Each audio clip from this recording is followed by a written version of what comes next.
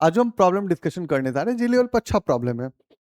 But आप background देखो तो बोलोगे बड़ा इजी क्वेश्चन है सर, ये तो पुली रिलेटेड प्रॉब्लम है। यहाँ पे सर टेंशन टी लगा लो, यहाँ पे भी टेंशन टी लगेगा, यहाँ पे टेंशन टी लगेगा। टी के कंपोनेंट्स को बोले टी टी कॉस थीटा किसके बराबर हो जाएगा, एम जी के बराबर हो जाएगा, टी इसके बराबर एम जी के बराबर होगा। तो थीटा फाइंड करना है और थीटा आपका 60 डिग्री हो जाएगा। नहीं रे भाई, इसमें कुछ क्वेश्चन में ऐड ऑन किया गया है। वो क्या किया है वो देखो। इसने बोला है कि अपने पास एक रेफरेंस लेवल दिया है पुली का, उस पे बोल रहा है कि पोटेंशियल एनर्जी जीरो है। मुझे ए और बी और सी जो टोटल एंटायर सिस्टम के अंदर ब्लॉक्स लटके हुए हैं उनके पोटेंशियल एनर्जी फाइंड करना है। दूसरा बात करना है कि यदि knowing that the potential energy of the system will be maximum minimum, then equilibrium positions on theta, मेरे को थीटा फाइंड करना है, इक्विलिब्रियम पोजीशन का थीटा फाइंड करना है। तीसरी बात पूछा है कि यदि वो इक्विलिब्रियम स्टेबल है या अनस्टेबल है ये फाइंड आउट करके मुझे बता दो।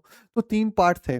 तो फर्स्ट पार्ट में फर्स्ट डेरिवेटिव लग रहा है, सेकंड पार्ट में सेकंड डेरिवेटिव लग रहा है। और अब देखो कि आपको पोटेंशियल एनर्जी निकालना है, तो आपको क्या करना होगा, डायग्राम को रीड्रॉ करके आपको इसका कॉस और साइन में ब्रेक करके इसको हैंडल करना पड़ेगा। तो बताते हैं कैसे हैंडल करते हैं, ठीक है। सबसे पहले क्या करिए कि आप डायग्राम को रीड्रॉ कीजिए। तो आप डायग्राम ड्रॉ कीजिए। तो अपने पास ये पुली है और यहाँ से एक रोप हैंग कर रहा है, दूसरा रोप है, यहाँ पे भी स्टिल पुली है, और यहाँ से हम एक ले लेते हैं इसके रेफरेंस लाइंस। यहाँ पे बोल रहे हैं कि मेरा पोटेंशियल एनर्जी क्या है, जीरो है। यहाँ पे एक ब्लॉक हैंग कर रहा है जिसका मास जो है m है, और ये सी वाला ब्लॉक है, ठीक है। इसी रूप से यहाँ पे एक अदर ब्लॉक है जिसका मास फिर से m है और वो a ब्लॉक है। और यहाँ पे एक और ब्लॉक हैंग कर रहा है जिस ब्लॉक का नेम कोड किए हैं हम लोग बी ब्लॉक, ठीक है। और उस पे भी जो मास है वो m ही है, ठीक है।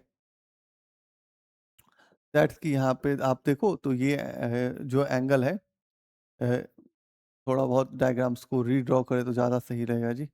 हम थोड़ा ऐसा आ रहा था, थोड़ा हम इसको एडजस्ट करके सेंटर पे मुझे दिखे, ठीक है। तो ठीक है, तो ये एंगल भी थीटा है और ये एंगल भी थीटा है, ठीक है। ये डिस्टेंस आपको दिया हुआ है डी और ये भी डिस्टेंस दिया है डी, ठीक है। तो सबसे पहले आप क्या कीजिए, और आपको पता है कि एम जी जो होगा वर्टिकली डाउनवर्ड एक्ट करेगा। इसका मास भी एम दिया हुआ है, इसका भी मास एम दिया है, और इसका भी मास जो दिया है वो एम दिया है। तो सबसे पहले ट्रिगोमेट्री लगाते हैं। ट्रिगोमेट्री में क्या लगाते हैं देखते हैं, टैन थीटा। तो टैन थीटा इक्वल टू क्या हो जाएगा, परपेंडिकुलर बाई बेस। तो एंगल के सामने परपेंडिकुलर डी और यहाँ पे बेस हो गया। अब बेस को टेन थीटा से मल्टीप्लाई कर लीजिए, तो tan theta equal to D. तो बेस इक्वल टू क्या हो जाएगा, यहाँ पे टैन थीटा को लिख सकते थे कॉट थीटा, तो डी, और यहाँ पे लिखेंगे कॉट थीटा, ठीक है। तो ये बेस पता चल गया।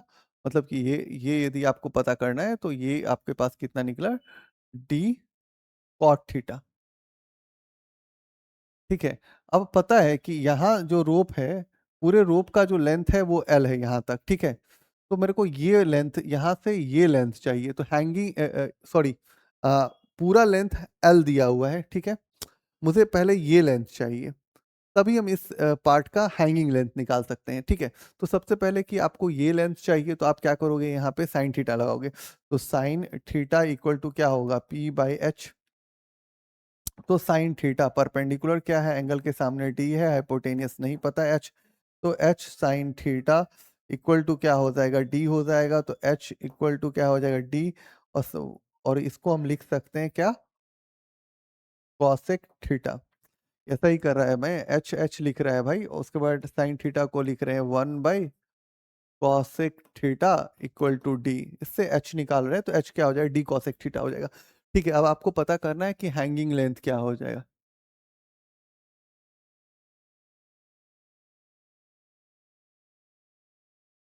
टोटल लेंथ यहाँ से पूरा यहाँ तक कितना था, एल था।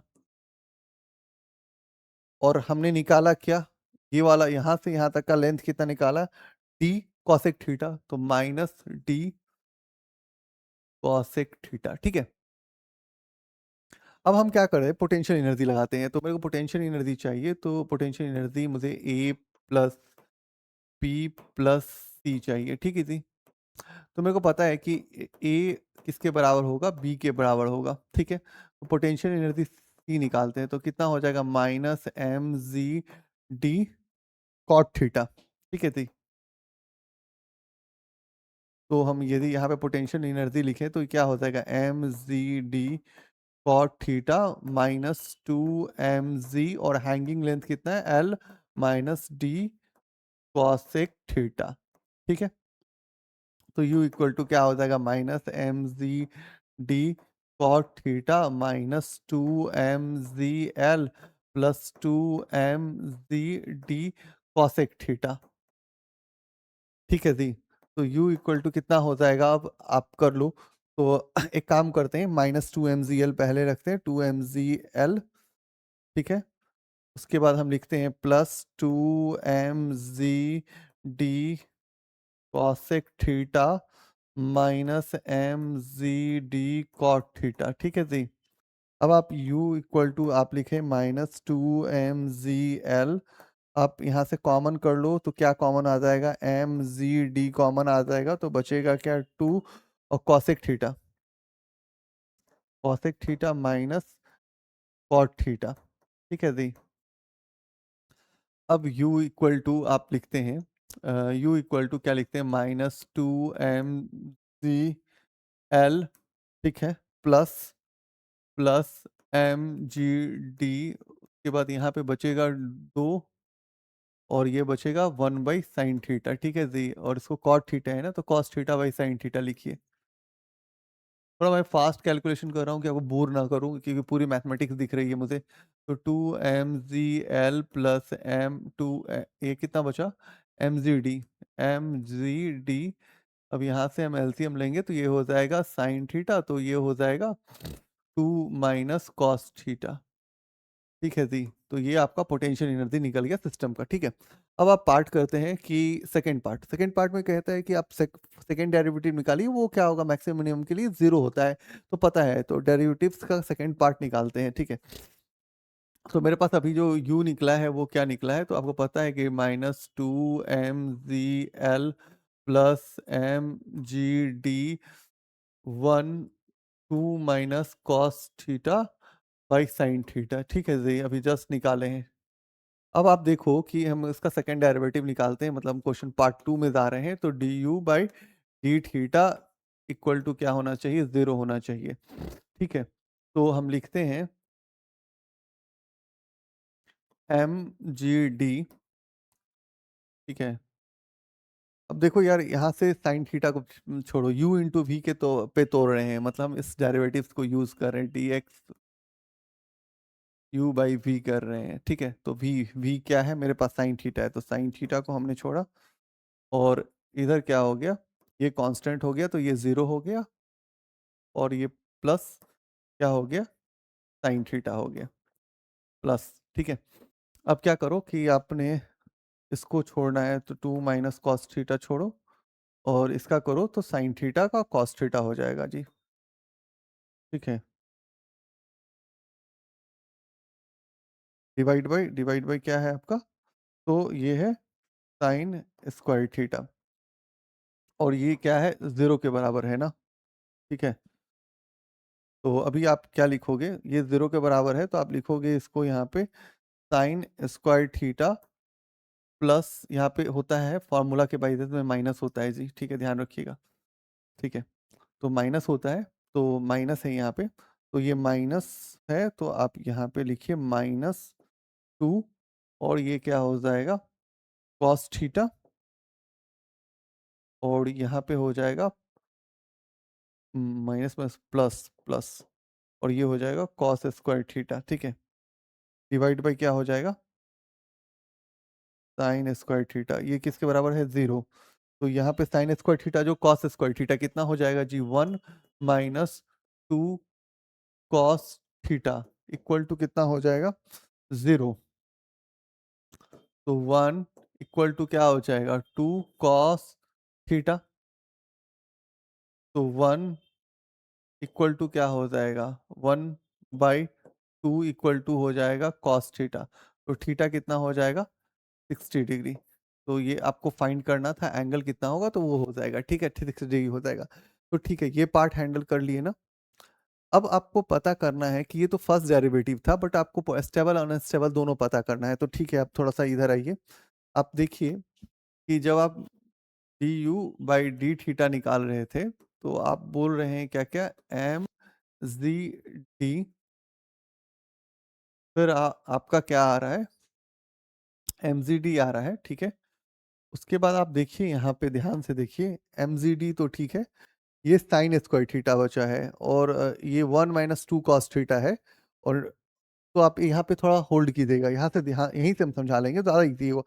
यहाँ साइन स्क्वायर थीटा है, और मुझे D you by D theta करना है, तो मान लो कि अभी D you by D theta अभी यहाँ पे स्टिल जीरो हमने नहीं किया है, तो यदि हम इसको लिखें यहाँ से, यदि हम जीरो नहीं किए हैं, तो इस पॉइंट को हम यदि लिखें, तो D you by D theta यदि हम यहाँ पे लिखते हैं, तो हम क्या लिखते हैं, 1 - 2 cos theta divide by sine square theta. अभी हमने जीरो नहीं किया, तो हम D you by D theta यही लिखेंगे, ठीक है, आया ना। चलो अब वहां पे हम काम करते हैं, ठीक है। अब हम D you by D T तो एम जी डी है, और उसके बाद क्या है, 1 - 2 cos theta divide by sine square theta. अब इसका ये मेरा फर्स्ट डेरिवेटिव था, सेकंड डेरिवेटिव मेरे को निकालना है, तो यही सेम वैल्यू है, तो ठीक है। अब हम इसको करते हैं डिफरेंशिएट, सेकंड डेरिवेटिव में हम अब बताते हैं कि यदि डी स्क्वायर यू बटा डी थीटा स्क्वायर निकालना है, और यदि ये ग्रेटर देन जीरो है, तो यह इक्विलिब्रियम जो है ये स्टेबल है। यदि यही कंडीशन में बदलाव आ गया, बदलाव ये आया कि डी स्क्वायर यू और D theta square less than zero हो गया, तो यह इक्विलिब्रियम जो है यह अनस्टेबल है, ठीक है। अब मुझे स्टेबल अनस्टेबल्स के अंदर देखना है कि पॉजिटिव वैल्यू आ रहा है या निगेटिव वैल्यू आ रहा है, वो देख चेकआउट करना है। तो भाई अपन तो यही काम करेंगे, इसका डेरिवेटिव फिर से निकालेंगे, माथा फोड़ लेते हैं फिर से अपना, ठीक है। अपन काम करते हैं कि अब यदि हम डी स्क्वायर यू बटा डी थीटा स्क्वायर निकालते हैं, तो आप एम जी डी को छोड़िए, ठीक है। आप इसको फिर यू बाई वी में ब्रेक कीजिए, ठीक है। तो ध्यान रखिएगा, ध्यान से करिएगा, साइन स्क्वायर थीटा, ठीक है। ये कांस्टेंट है, तो कांस्टेंट का डिफरेंशियल जीरो हो गया, और ये हो जाएगा 2 साइन थीटा, क्लियर है। अब फिर आप लिखिएगा क्या, माइनस, पिछली बार मैं माइनस छोड़ दिया था, इस बार मैंने सही लिखा है, ठीक है। तो माइनस लिखिएगा, उसके बाद आप लिखिएगा 1 - 2 कॉस थीटा, ठीक है जी। पेन का हमको लग रहा है कि ये बदला है, ये लो, थोड़ा मुझे मोटा पसंद है, ठीक है। तो उस हिसाब से हम थोड़ा एडजस्ट करना चाह रहे हैं, ठीक है। ठीक है, अब क्या है कि यहाँ पे साइन स्क्वायर है, अब देखो कि यहाँ पे साइन स्क्वायर है, तो यदि हम ऐसा सोचें, डी साइन स्क्वायर थीटा बटा डी साइन थीटा, और D sine theta by D theta, तो साइन स्क्वायर के हिसाब से, ठीक है, साइन स्क्वायर के हिसाब से क्या हो जाएगा, 2 sine theta into cos theta, यही ना दी, ठीक है। तो अभी हम यहाँ पे क्या लिखेंगे, डायरेक्टली लिखते हैं यहाँ पे 2 sine theta into cos theta, bracket को ऐसे लगा लीजिए, डिवाइड कर लीजिए, और फिर लिखिए साइन पे पावर 4 थीटा, ठीक है जी। अब आपको क्या करना होगा, इसमें वैल्यू सेटअप करना होगा। क्या है आपका वैल्यू, थीटा का वैल्यू आपको पता है कि 60 डिग्री आपको पता है, तो यदि आप इसमें वैल्यू सेटअप करोगे, तो ये क्या हो जाएगा, एम जी डी, यहाँ से आप वैल्यू सेटअप करते हैं, वैल्यू सेटअप करते हैं तो क्या हो जाएगा, साइन स्क्वायर 60 डिग्री, फिर 2 साइन 60 डिग्री डालिएगा, फिर कॉस 60 डिग्री डालिएगा, तो आप देखोगे कि यहाँ पे यदि 60 डालोगे, तो ये 1/2 पूरा कैंसिल होके ये पूरा टर्म जीरो हो जाएगा। फिर आप इसमें डालोगे, और यहाँ पे √3/4, √3/2, और उस पे पावर 4 हो जाएगा। आप जब कैलकुलेट करोगे, तो ये पूरा का पूरा वैल्यू जो आएगा वो पॉजिटिव में आएगा। यदि पॉजिटिव में आएगा, तो ये क्या हो जाएगा, स्टेबल हो जाएगा। तो आप ये काम कर लेना, इतना हम बोर नहीं करेंगे क्योंकि पूरा मैथ्स ही पढ़े हुए तो बोर हो जाओगे। तो अभी वही करना कि साइंस के वैल्यूज़ को डेबिट करके पूरा सेटअप कर देना। तुम देखना कि वो वैल्यू जो है पॉजिटिव आएगा तो तुम्हारा वो स्टेबल इक्विलिब्रियम हो जाएगा। चलो 1-2 चीज़ और कर ही लेते हैं, बता ही देते हैं। बहुत लोग इसमें इससे भी आप कर सकते थे, यहाँ पे टेंशन्स बताया था ना, यहाँ पे टेंशन्स लगा करके और इसको बैलेंस करके जो आप थीटा निकालते हैं, तो वो भी वैल्यू आएगा 60 डिग्री। यदि आपको रीचेक करना हो तो वो कर सकते हैं। रीस्टोरिंग फ़ोर्स की बात करते हैं। रीस्टोरिंग फ़ोर्स में यदि थीटा को इंक्रीज़ करोगे तो देखो क्या फ़र्क पड़ता है, वो चेक करो। टी कोस थीटा जो आएगा वो बढ़ेगा कि घटेगा वो चेक कर सकते हो। वो चेक करने के लिए बेस्ट तरीका होता है कि थीटा को चेंज करके आप देख सकते हैं। तो आज के लिए थैंक यू।